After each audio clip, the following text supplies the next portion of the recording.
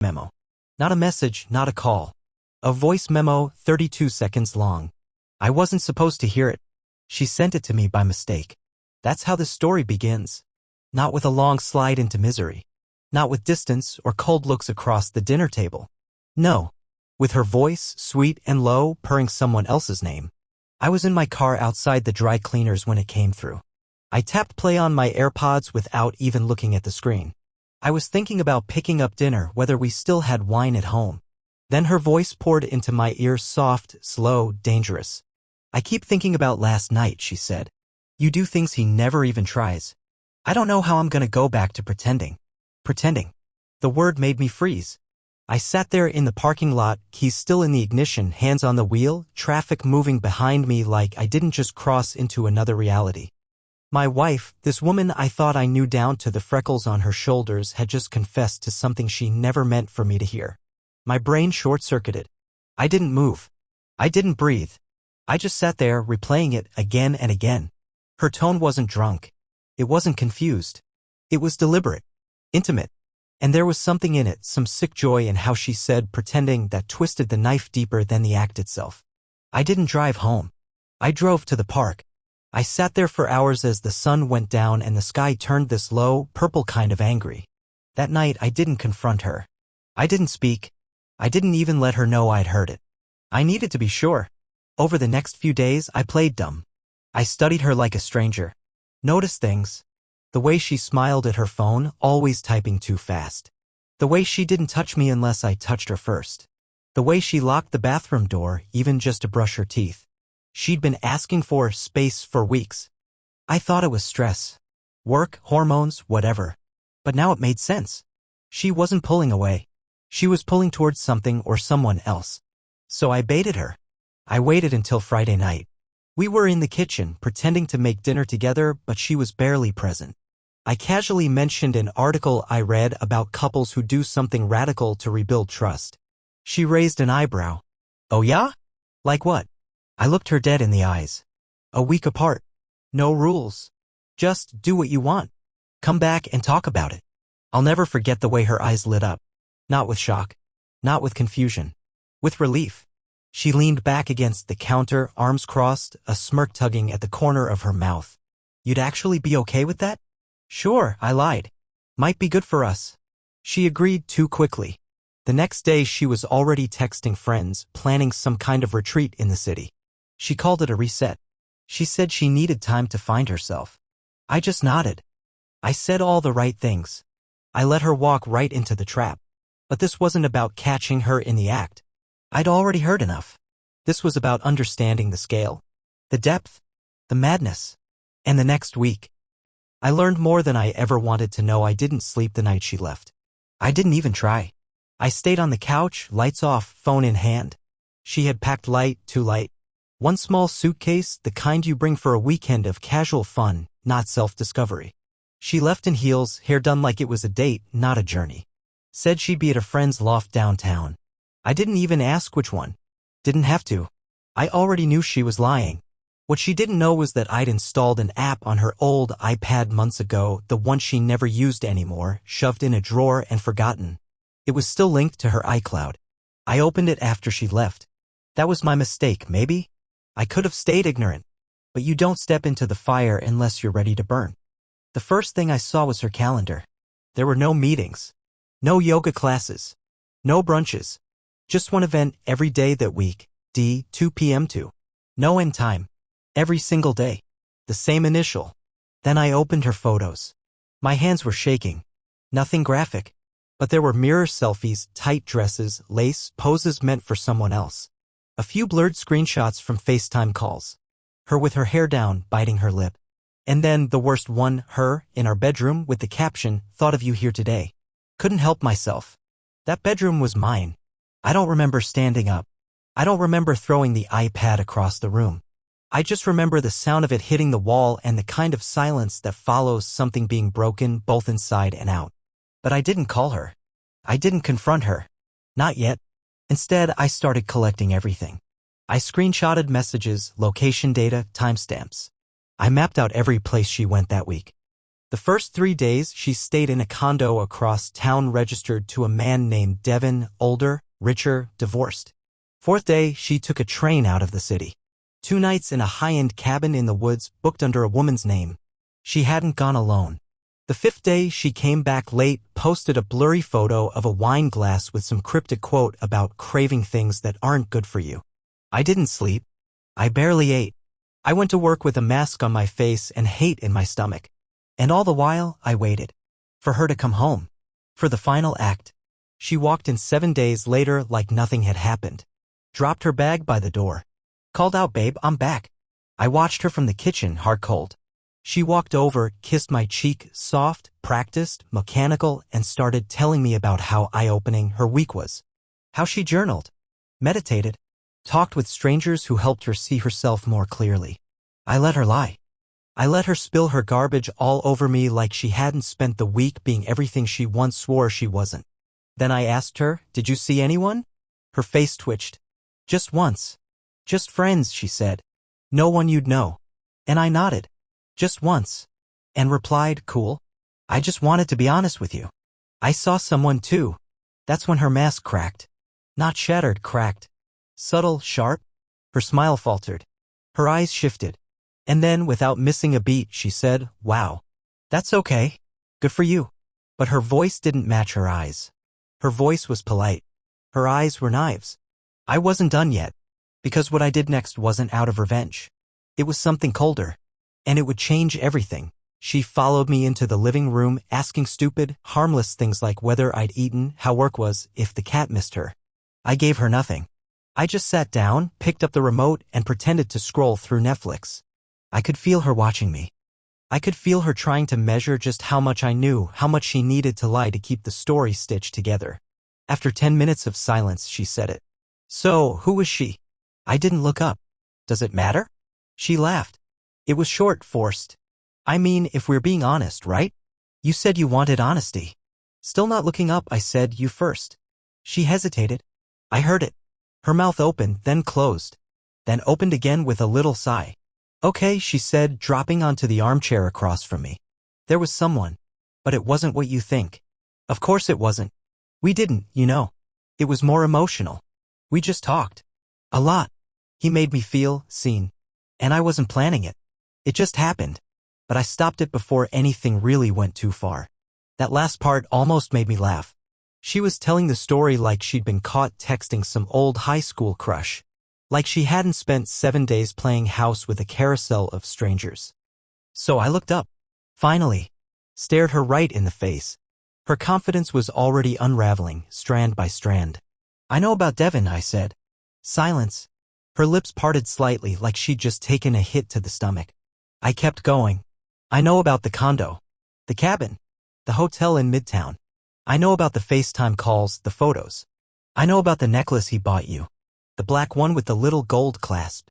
You left it in the bathroom. Next to your robe." Her expression didn't crumble. It hardened. She straightened her spine, crossed her legs, and said flatly, "So you were spying on me." That was her angle. Not denial. Not guilt. Deflection. "I was confirming," I said. "I already knew. I just wanted to see if you'd be honest." She smiled.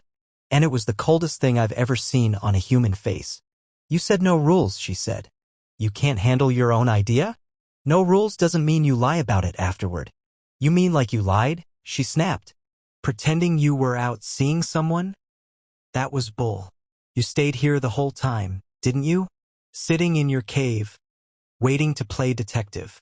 I stood up then, slowly, walked to the drawer by the TV and pulled out a small stack of printed pages, screenshots, logs, location data. I dropped it on the coffee table between us. "You think I needed to be anywhere else?" I said quietly. "You handed me everything on a silver plate." She stared at the pile. Didn't touch it. "You know," she said finally, voice low, "you always did need to feel in control. That's your whole thing, isn't it? You play the perfect husband, but you're really just waiting for everyone to disappoint you." I shook my head. "No, I'm just not in the habit of pretending to be someone I'm not." She leaned forward, eyes narrow. "What are you going to do? Divorce me? Tell your friends?" Cry to your mother? You knew what this was. You just didn't want to admit it. And that right there was the first real truth she told all week.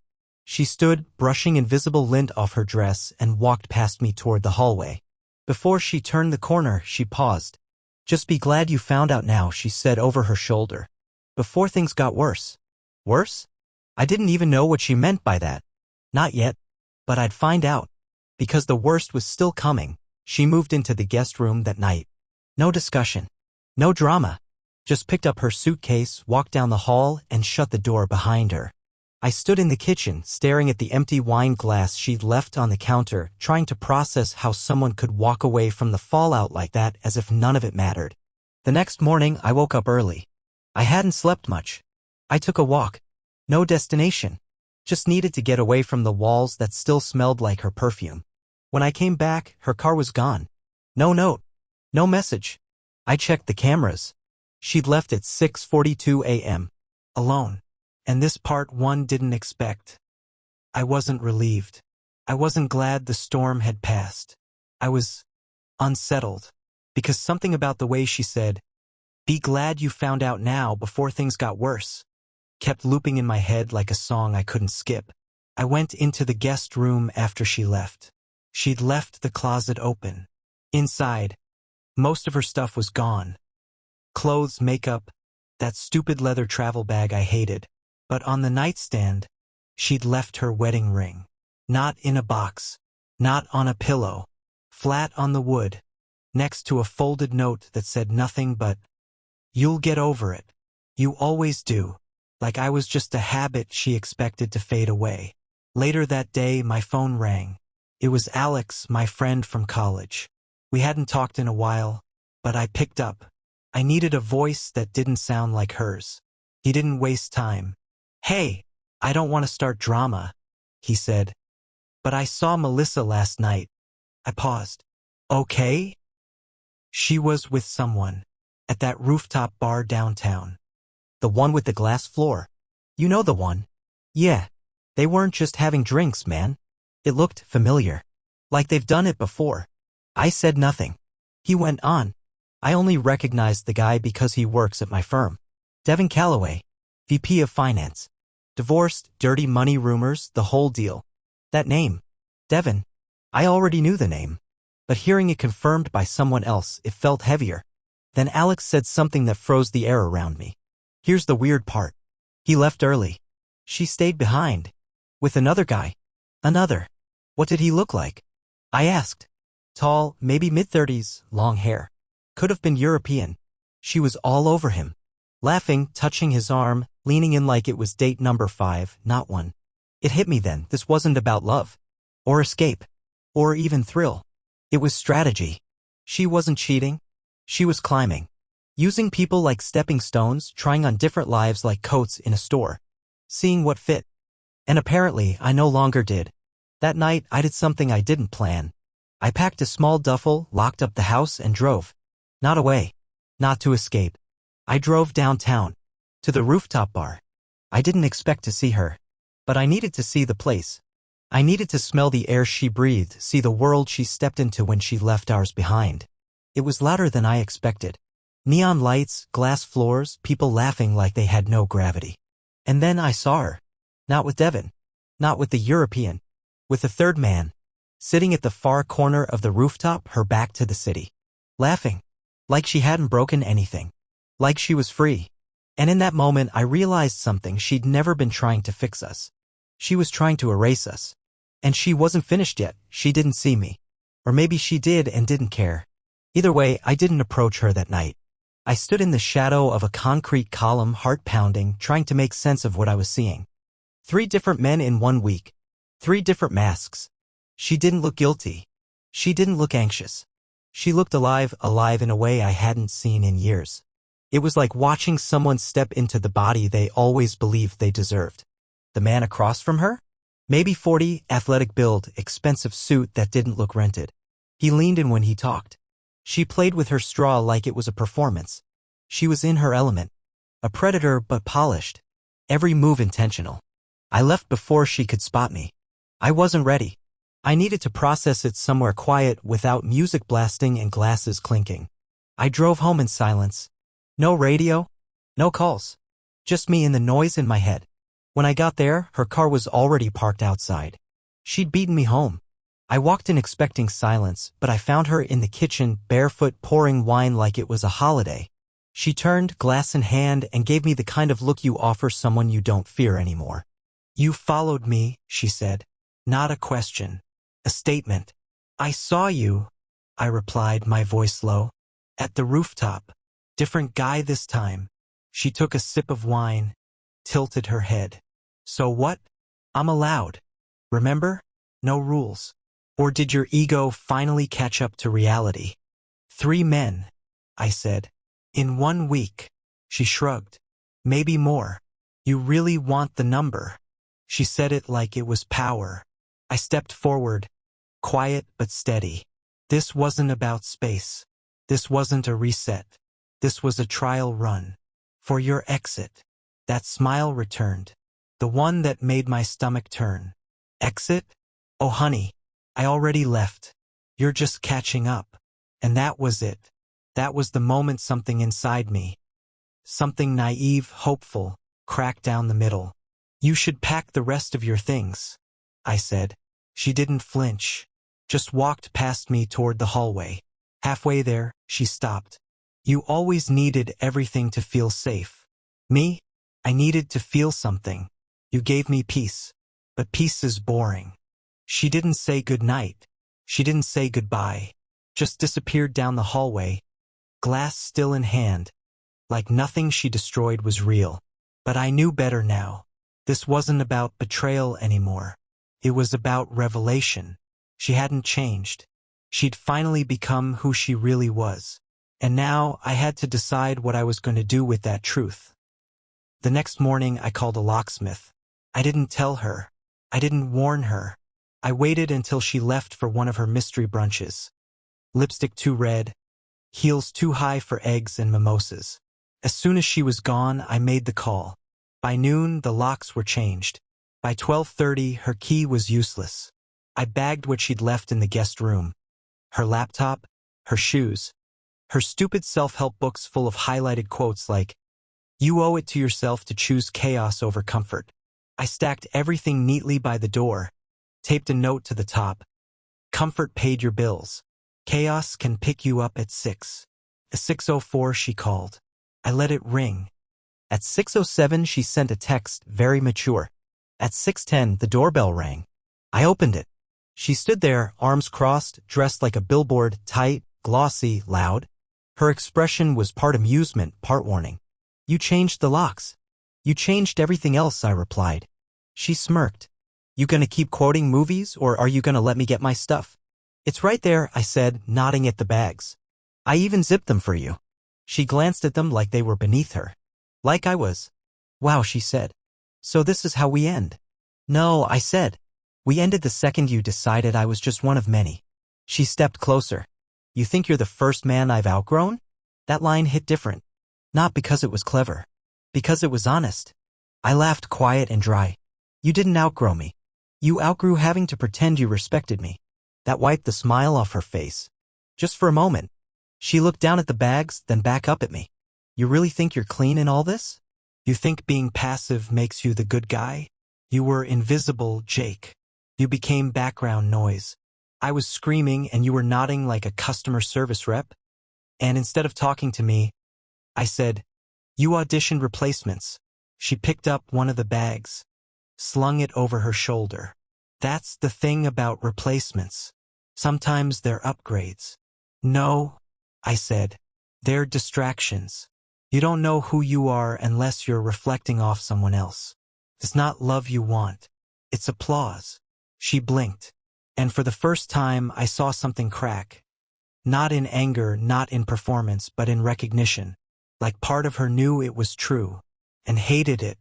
Then she turned, walked to her car, threw the bags in like garbage, and drove off without another word. I stood in the doorway for a long time after the engine faded. Not because I missed her, because the silence finally meant something. It meant she wasn't coming back. But that didn't mean she was done. Not yet. It took exactly 4 days for the next move. I thought, maybe stupidly, that she'd vanish, float off into her curated chaos, and forget I existed. But no. She was always strategic, never impulsive. Her exits weren't escapes, they were additions. And if you didn't give her the reaction she wanted, she circled back like a hawk, waiting for the right moment to sink her claws in. It started with a delivery. I came home from work and there was a package at the door. No sender. No label. Just my name written in her handwriting, that perfect loopy J like a signature on a breakup letter. Inside was a photo album. The kind people make when they're either proposing or apologizing. Inside? Us. Vacations. Birthdays. Our first apartment. Me in glasses I no longer wear. Her in dresses she no longer owns. The images were curated like she'd hand-picked each one to say, look how good it was. Look how happy you used to be. Look what you just threw away. At the back of the album, tucked into the plastic sleeve, was a handwritten note on hotel stationery. A single sentence. Are you sure this version of you is better? No name. No signature. Just that. I didn't call her. I didn't text. But that sentence crawled under my skin. Because it was perfectly designed to do so. She didn't question herself. She questioned me. She wanted to flip the script. Make me wonder if I was the one walking away from something real. And then it escalated. The next day, my boss called me into his office. Awkward tone. Door closed. He slid his phone across the desk. Screen already unlocked. It was an email. Anonymous sender. Photos. Of me. At the bar. Watching her. Subject line. Inappropriate behavior from your employee? It wasn't enough to cheat. Wasn't enough to lie. Now she wanted to break what I had left. I didn't panic.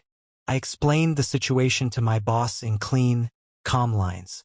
Gave him enough to understand I was being baited, manipulated. He believed me. But the damage was done.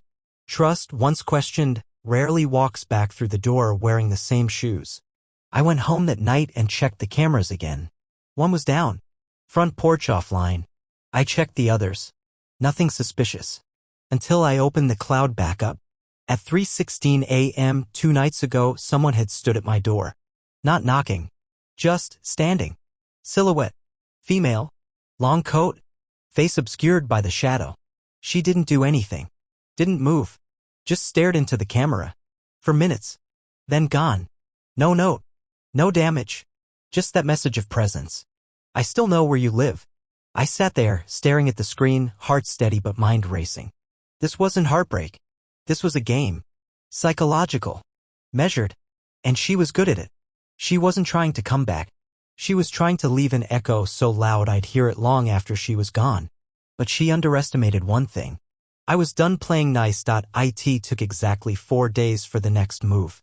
I thought, maybe stupidly, that she'd vanish. Float off into her curated chaos and forget I existed. But no. She was always strategic, never impulsive. Her exits weren't escapes. They were additions.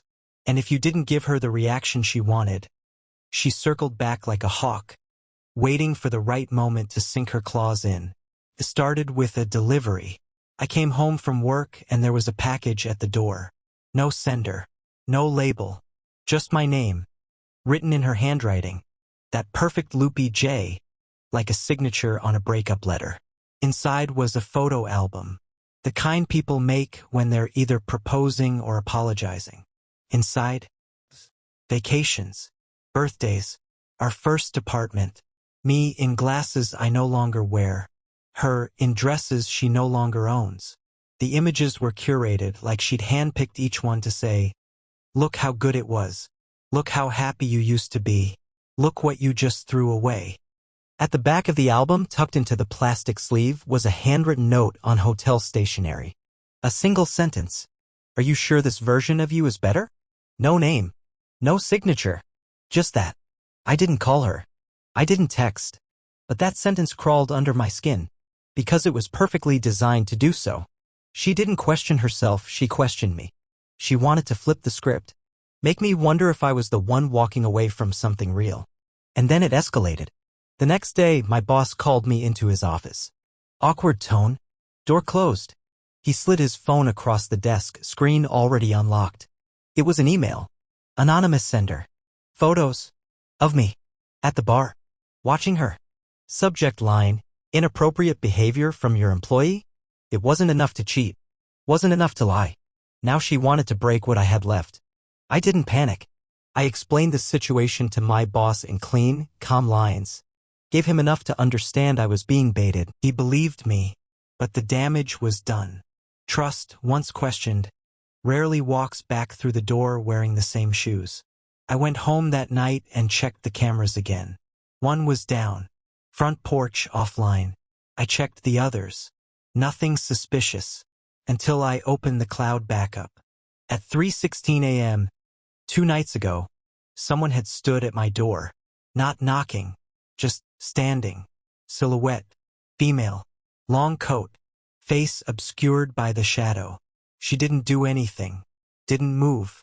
Just stared into the camera. For minutes. Then gone. No note. No damage. Just that message of presence. I still know where you live. I sat there, staring at the screen, heart steady but mind racing. This wasn't heartbreak. This was a game. Psychological.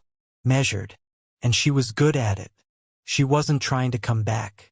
She was trying to leave an echo so loud I'd hear it long after she was gone. But she underestimated one thing.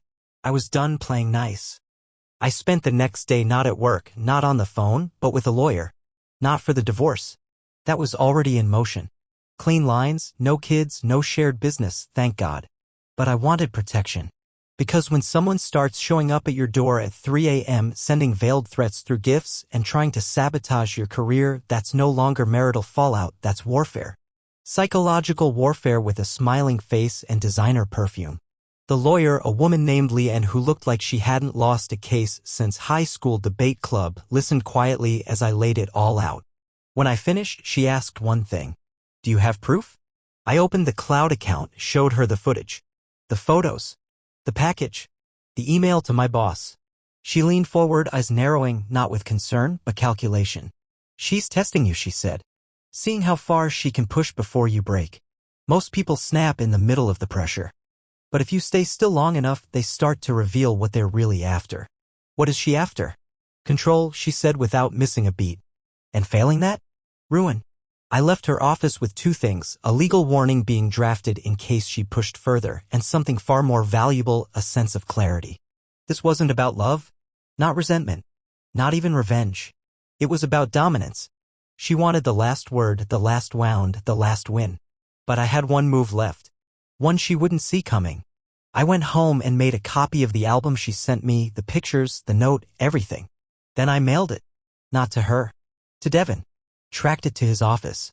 I wanted her to know what silence could do. She made sure I saw her the next day. At my gym. Not a text. Not a call.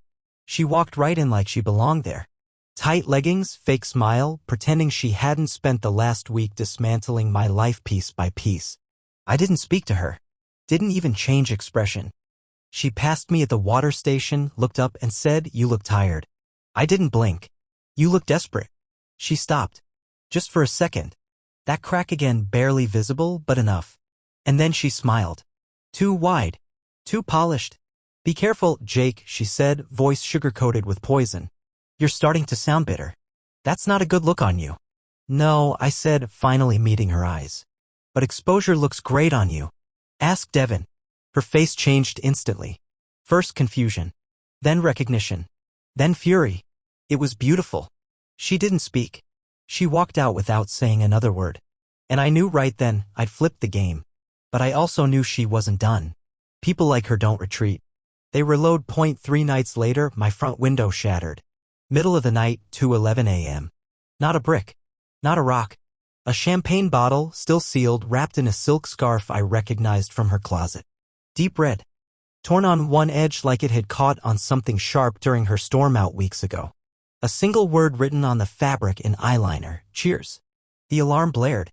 I didn't move for a few seconds, just stood at the top of the stairs, heart dead quiet, staring down into the living room where glass sparkled like snow across the hardwood. I didn't call her. I didn't call the cops. I called Leanne. By 9 a.m., we filed for a restraining order. By noon, I had 3 different camera angles, license plate matches, and a blurry screenshot of her walking back to her car like nothing happened. Her smile, caught mid-motion, didn't belong to a woman scorned. It belonged to someone enjoying herself. She wasn't acting out of heartbreak. She was making art. That night, I got a text. No name.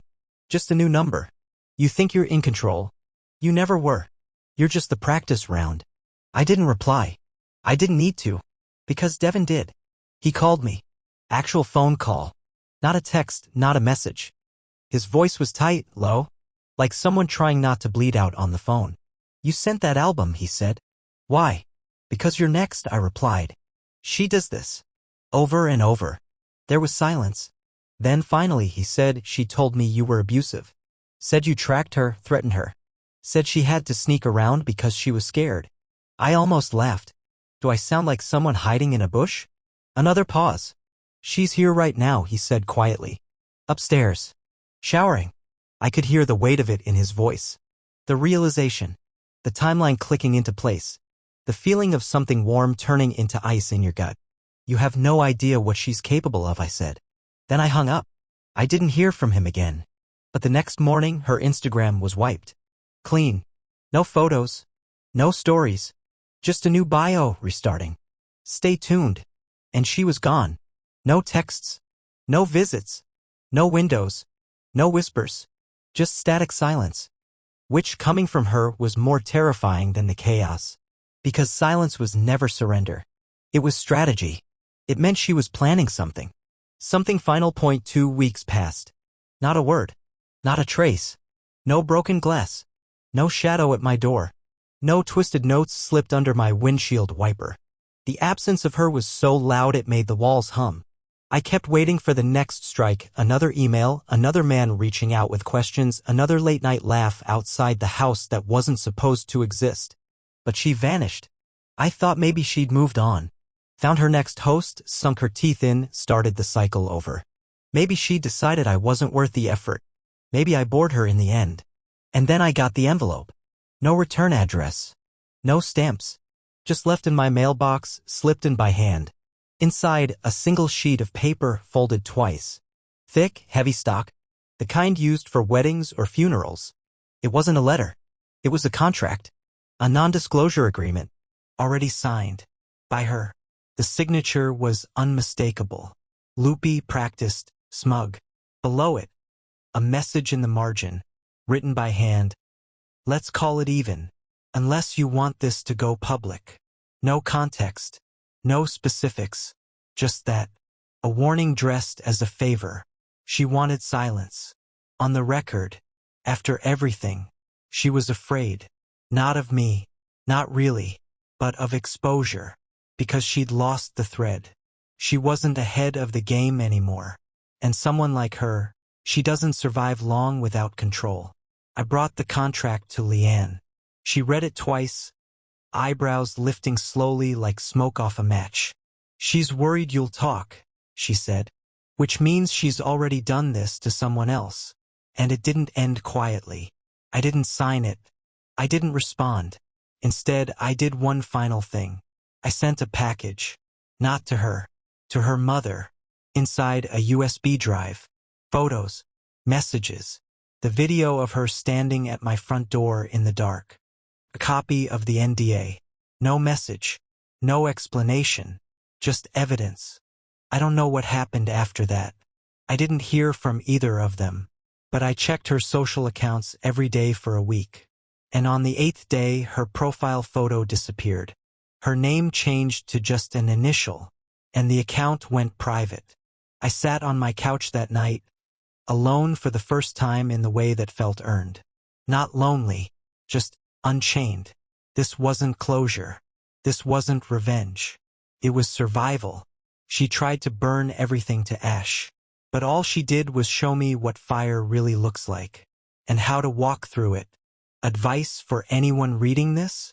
If someone ever tells you they need a week with other people to make your love stronger, let them go, but don't expect them back. And if they do come back, don't be there when they do.